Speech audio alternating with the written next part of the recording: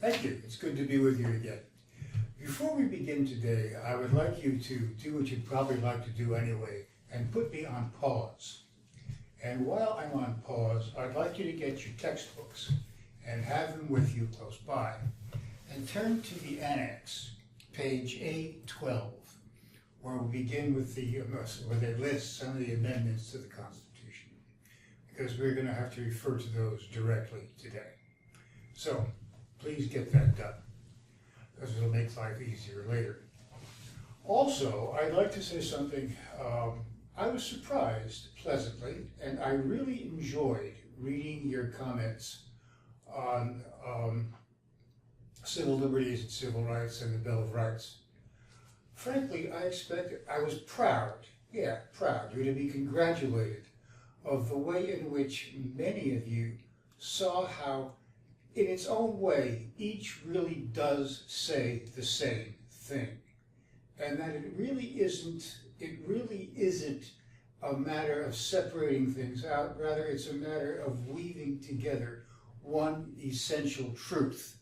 That essential truth is what we talked about on the very first day, is that we are creatures with rights, individuals, we stand together. And just because I can't resist it, remember we said that all goes to the Enlightenment view of the human person. So, congratulations, that was very well done. I think you not only just got the sense of it, I think you expressed it extremely well. I'll take the liberty of telling you I shared it with my wife, and she was impressed, and she's an extremely critical person, particularly of me, but that's neither here nor there. Now, we are talking about civil liberties and civil rights, and it's been a while since I began to put it all together. So I think what I'd like to try to do from the beginning is to pick up where I left off the last time, where I'm sure I confused a lot of you. I may even have angered some of you, and I may even have caused you to say, who is this guy and what can he possibly be thinking when he says there's an issue of whether or not the Bill of Rights applies to the national government or the state government. I'm quite sure that this provoked some raised eyebrows among you, and it should have. I was probably not as careful about expressing that as I should have been. The Bill of Rights applies to the national government. It is a revision, it's a set of amendments to the Constitution of the United States of America. This does not mean, however, that the states, much less the localities, which you remember don't have any standing in law at all, it does not mean that the states can do whatever they wish to do. Because, as it says elsewhere, the Constitution is the law of the land. Therefore, states cannot do anything that contravenes the principles of the Constitution. So, in that sense, of course, the Bill of Rights does apply to the states. But remember, it was written to put limits on what the national government could do. And it's in that sense that we have that issue. This also raises another problem for us. Remember, a long time ago I said, the structure of the institutions in which we operate determines the way a political process unfolds. The structure of our institutions, remember, they are separated. They are kept apart. Most effectively, we do not live in a unitary situation. We live in a federative situation.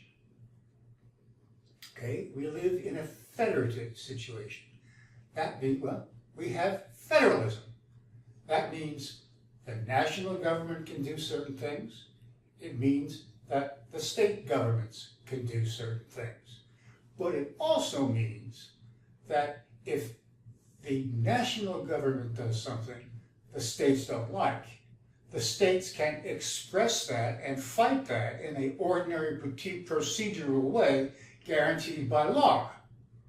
Similarly, if the national, I kind of lost myself here, if the opposite applies, then that can happen. What I'm saying is because of separation of government, because of federalism, we open up a space in which there can be challenge and dialogue about the relevance and the application of particular laws. Okay? We have issues in this country that would never occur in England or Germany or France or Italy because they have a unitary system. We have a federal system, which means there is room for units at one level to challenge units at a higher level. So there's a whole area of politics, civil liberties and civil rights, that we get into all the time. That is an example of how the structure of political institutions influences the process of politics. Now, I hope I have explained what you may have taken as a contradiction. And let me move on, if I can.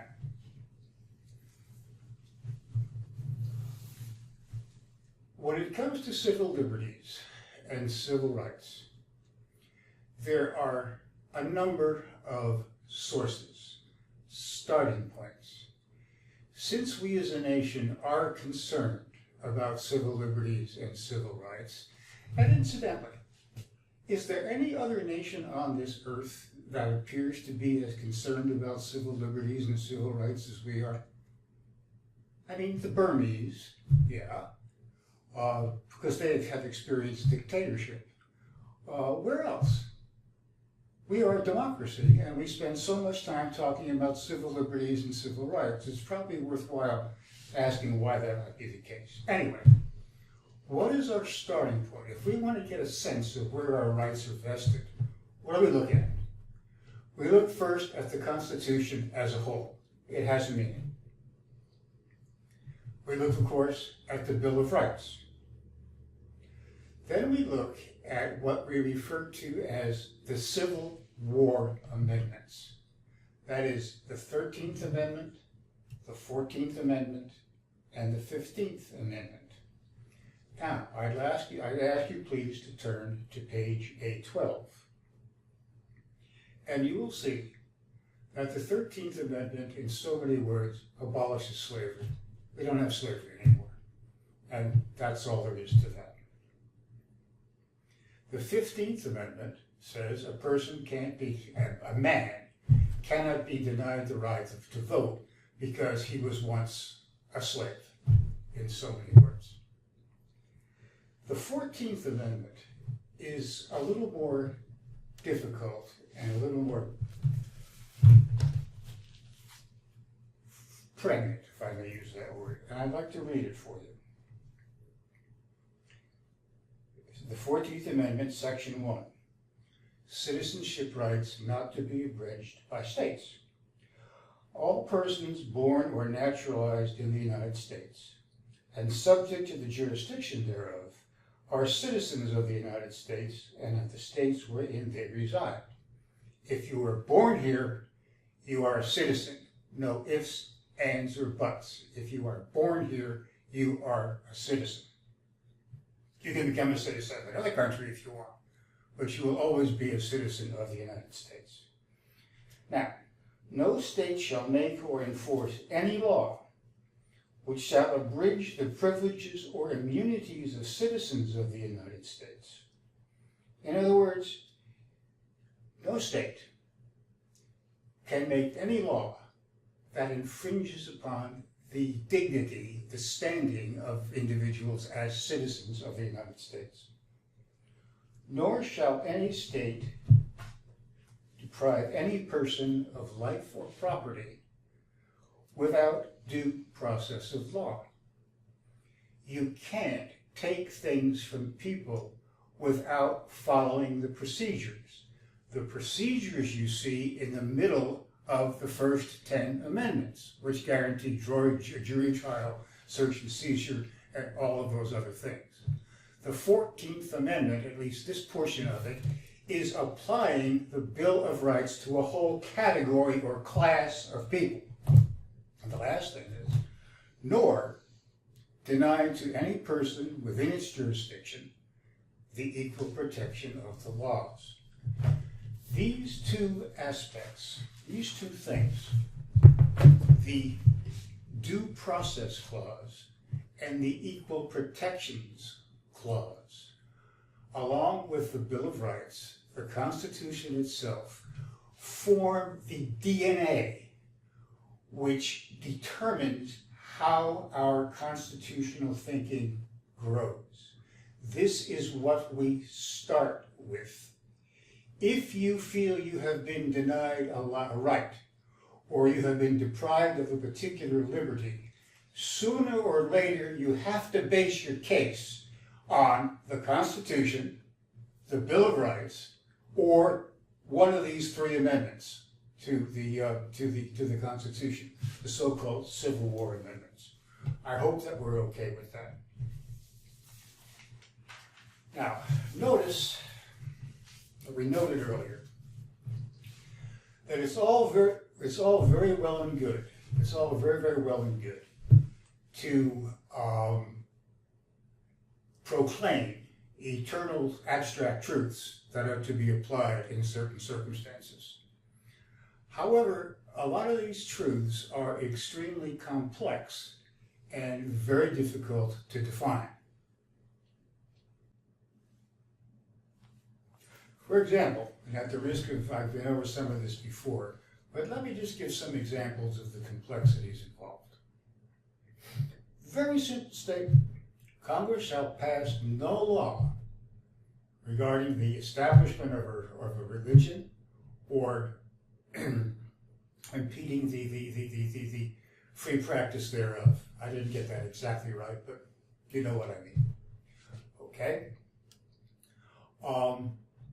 And the example is, okay, if a bunch of kids get together and decide they would like to meet in a classroom before school begins and decide they just want to do that and pray, should they be allowed to do that? Does the government have a right to say, no, you can't do that, or yes, you can do that? Well, I don't know. Because if you're using taxpayers' property, government property, to provide a place for people to perform a religious activity, then that can be construed as an act that establishes, if not a religion, religion. Now, this is a very emotional issue, but I'm sure you see there is an issue here. There is an issue that has to be addressed. By the same token, if you say, no, you can't use that, well, is that an example of the government making it difficult to practice religion? The answer to both of these questions, I believe, is yes. In the first case, yes, the government is encouraging the practice of religion. In the second case, yeah, the government's making it difficult to practice religion. What do you do? What is the outcome of this? We have two truths. It would be very, very nice if things were black and white. It would be very, very nice if we could always pick A or B. But very often, and I am no relativist, I promise you, but very often, A is right and B is right, and truths overlap. Also, we happen to live in a country in which error, not crime, but error has a civil right. We can be wrong about things here and not put in jail for it. So that complicates it even further. Now, my purpose was not to get all involved in a big Megillah. Megillah, that's a New York City word meaning big deal, okay? I did not mean to get involved in a big Megillah about the role of religion in the United States and the role of government and religion in the United States. That wasn't the point at all. Rather, the point was to illustrate the complexity of the issues involved.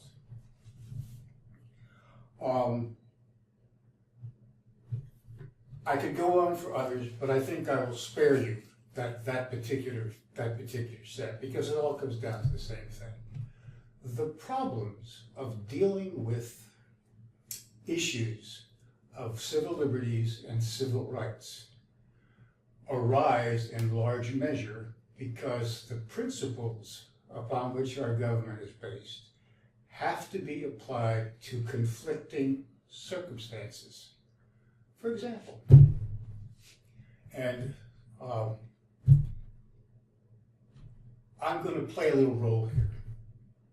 Everybody knows that women, as a rule, have less upper body strength than men, as a rule, right?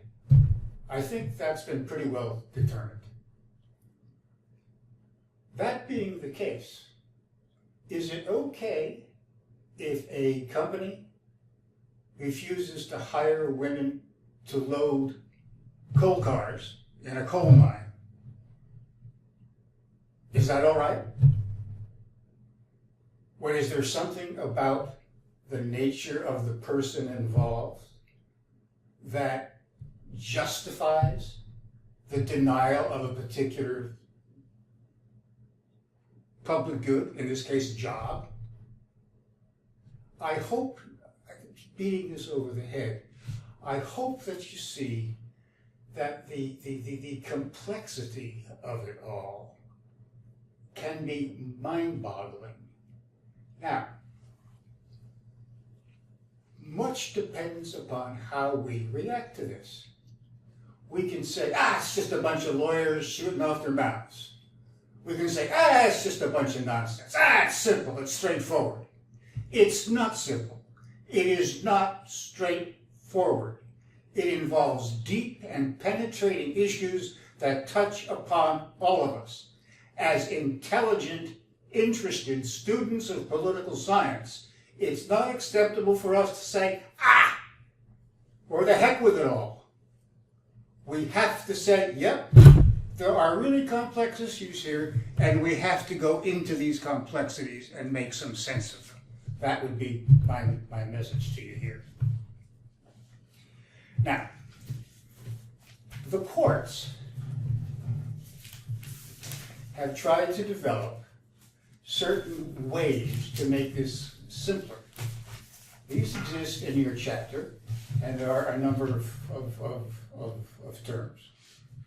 There are a number of concepts that have been generated over the years that are intended to make it easier to decomplexify, if you like, some of the issues that are involved. They don't succeed. They can't succeed. But they do help, and they do give us room to think about and hopefully reach a more informed and sensitive conclusion that is most in keeping with the values that we stand for. For example, for years, the courts, when it came to certain things, said separate but equal was okay. Well, how do we deal with this problem of slaves or former slaves and getting them put into society, and how do we do all of these kinds of, what do we deal with this? What's a good guiding principle? Separate but equal. And that guided us from 1870-something until 1954. One case was Plessy versus Ferguson. You might want to look that up, Plessy versus Ferguson. I think it was 1878 or 1876, in which the Supreme Court said, that a boat, a steamship, could segregate passengers as long as they got, as black people, got more or less equal accommodations that were more or less equal to white people. And that guided us right through until 1954, with the famous decision in Brown versus Topeka Board of Education, which said that separate but equal facilities are inherently unequal. Okay? Point to be taken here is that, faced with the complexity, human beings, fragile human beings, seek a means of providing or finding some order. For 100 years, the principle, separate but equal, was found to be acceptable. Suddenly, it was no longer acceptable. Why? Because the society that said 100 years ago it was acceptable had changed, and society no longer felt that way. It became an issue, and so it changed. Then we have three things of particular interest that I would call your attention to. They're in the second chapter, the chapter on civil rights. What we call the strict scrutiny test. That means that you can be denied a right. The government can deny you a right or a liberty if there is a compelling state interest in doing so. You can be denied the right to scream fire in a crowded theater because there is a compelling state interest in avoiding the consequences of what might happen. That, in essence, is there's more to it than that, but that'll help you to work through, and that'll be a breadcrumb to help you find your way through that chapter. Then there's something that we talked about, the intermediate scrutiny, the intermediate scrutiny test, which says that you can be denied a right if the government's action is substantially related to an important government objective. Now, what does that mean? What does that mean? I don't know what that means. And I got a PhD. Huh? I don't know what that means. But the point is that these are the kinds of issues upon which basic decisions are made. Then we can talk about what we call the rational basis test. Remember I said to you earlier, is it okay to deny a woman the right to an opportunity to load coal into coal cars in a coal mine? Because everybody knows women are weaker. Is it right to deny women the opportunity to play roles in combat? Because, as a rule, they do not have the upper strength, the kinds of assets necessary to perform effectively in combat situations. It is alleged, okay? It is alleged. I'm not taking any positions here. Obviously, if a woman is able to do the job physically, I believe she should be able to do the job. But the other case to be made here is there is something called the rational basis test. A third thing that, or I guess I've lost track here as I always do, I owe you a lot of apologies. And one of the biggest apologies I owe you is my inability to keep track of the number of points I make. The trouble is, I write down 1, 2, 3, 4, and then I see something that fits between 3 and 4, and I speak it, and I forget whether I'm at 4, 5, or 6. If that's the biggest issue we have, I guess we'll all be no lower in heaven. So would you just please forgive me about that part of it? We can use the Constitution itself. Why is it legal? Why is it constitutional for the United States government to pass a law that says there can be no discrimination on railroad trains or airlines.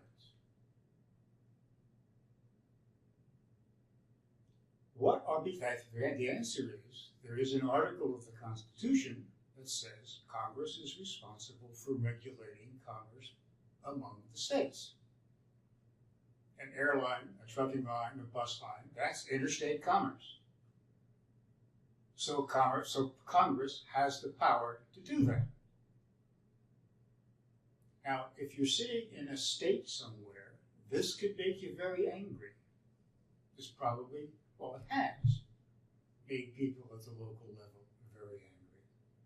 But nonetheless, it is a constitutional principle. Now, as we wind down here, I'd like to make the following kind of conclusion, or just offer the following thing up, and we'll return to it the next time we get together. When all is said and done, civil rights and civil liberties are political issues.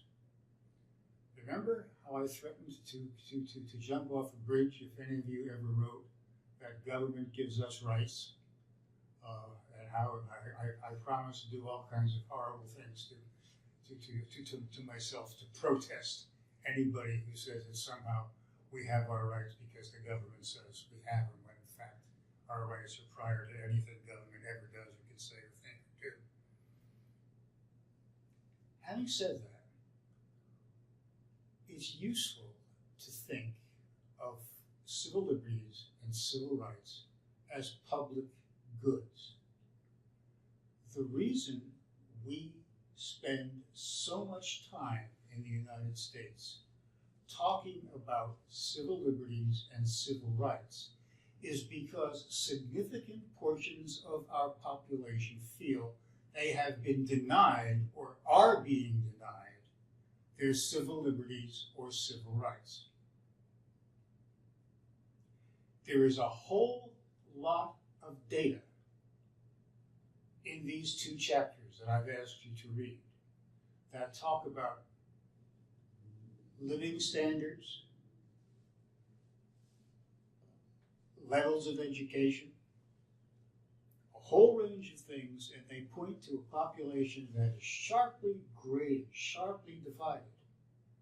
And it is not implausible to think, even allowing for human selfishness and the bad parts of human nature, it is not implausible to think that some people think there is something wrong with the way in which the system works because it does not provide them with the same opportunities as other people get.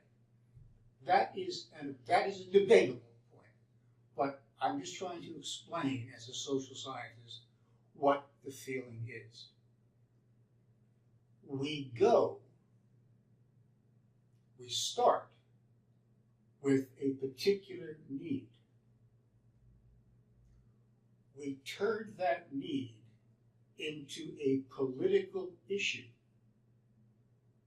We really, it's funny, you know, and I'm not quite sure how I feel about this exactly. Excuse me.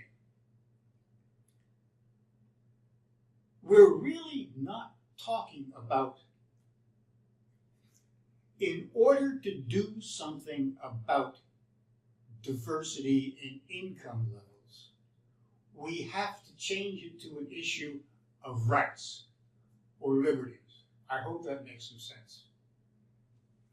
In order to get redress for perceived grievances, in order to be a person who gets what she wants, when, where, and how, in order to be a person who has values authoritatively allocated in ways that he or she values, that is a political act. And you must discuss it in political terms. The political terms go to rights. We're going to talk about this at great length later. But we are probably, as a nation, spending more time on issues of rights and liberties than any other nation I can think of at this time. The root of that is social. And the point that I'm trying to make is that going to the courts, in order going to this by the way is a federal system. This is a federal system, okay? And so when something happens at the lower level, we go to the upper level. And indeed, there is a kind of rhythm to all of this. Why do people approach the national government for redress of grievances? Simply because they don't feel they can get redress of grievances at the local level. So they do what they're supposed to do, and what the system provides for them to do, they take it to the next level up. Now, why don't they take it to Congress, the legislative branch? Why don't they take it to the president, the executive branch? Well, they do. But most often it starts with the legislative branch, doesn't it? So the natural propensity to seek redress, or to get public goods that you think you want and need, is to go up the chain just a little bit and say, go to court and say that I am being deprived of X, Y, or Z. And that deprivation of X, Y, or Z is a violation of my civil rights and or civil liberties. Now, do you see what happens? The minute you do that, the issue is no longer access to public education. The issue is rights. You're not talking about a specific social situation. You're talking about a larger issue of rights.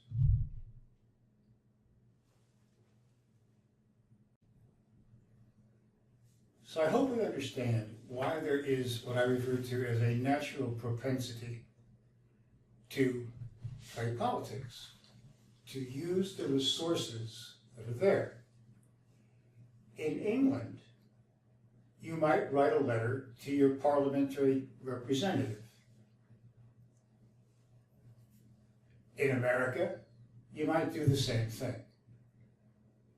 In England, you probably would not organize a demonstration, whereas in the United States, you probably would. We'll talk about that later on. The point I'm trying to make here is that civil liberties, civil rights have to be seen in the American context as public goods. We as a nation are deeply involved in dealing with that segment of public goods that falls under the general heading of civil liberties and civil rights. By its nature, by the nature of our system, it goes up. I take the strongest objection to people who take issues of civil rights and all of the politics and say, it's those congressmen and senators who are doing this. Those congressmen and senators wouldn't be doing any of it if there wasn't pressure from the bottom.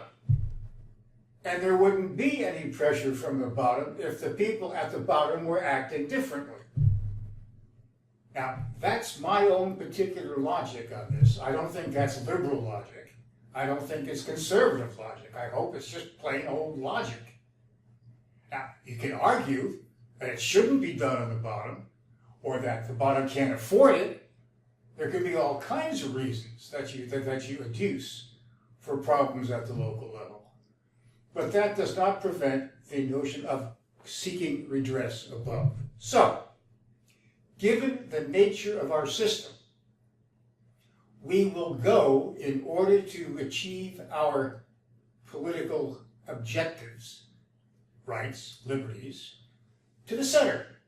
We will go from the center to, we will go from the localities to the center. This is only what we've been saying since the beginning. Federalism has changed, right? Remember that? You all wrote pretty good stuff about that. How federalism, the national government's has become more powerful. This is another example of how it has become more powerful, and I hope I've contributed some understanding to you of why it happens that way. The legislative branch. I'm just going to highlight this and we'll come back to it next hour. The legislative branch. A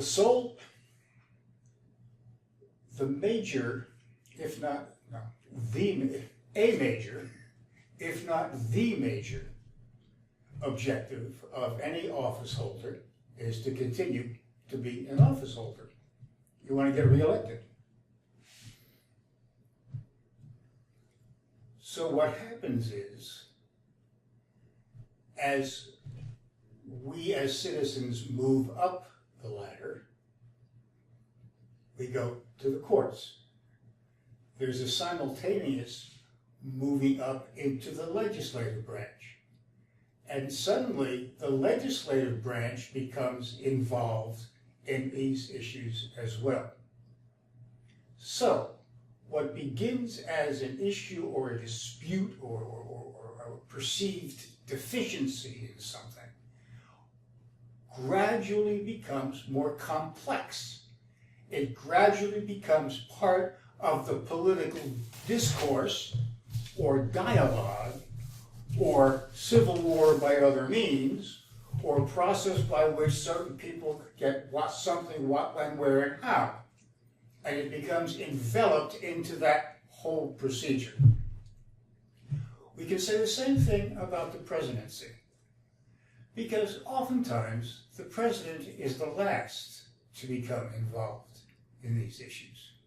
Now, I want to do, not now, but next time we talk, I want to expand a little bit on the points that I have just made. But I want to end on this note because I want to point us in the right direction. The courts act the way they do. First of all, our power is divided, separated. We have courts, we have legislative, we have executive. If we can't get it with the court, we're going to get it with the executive, or try, or work something out. The nature of our system, the nature of our institutions, our separation of power, our federalism, our separation of powers, our checks and balances come together to structure the way we do politics. The issues of civil liberties and civil rights probably would not be quite as complex and as overwhelming as they sometimes can appear to be if we had a different kind of system. That is no reason to change the system. That is the last thing that I'm saying. We have that system because it's us. It's who we are, and it's what we believe. Thanks. I'll talk to you next hour.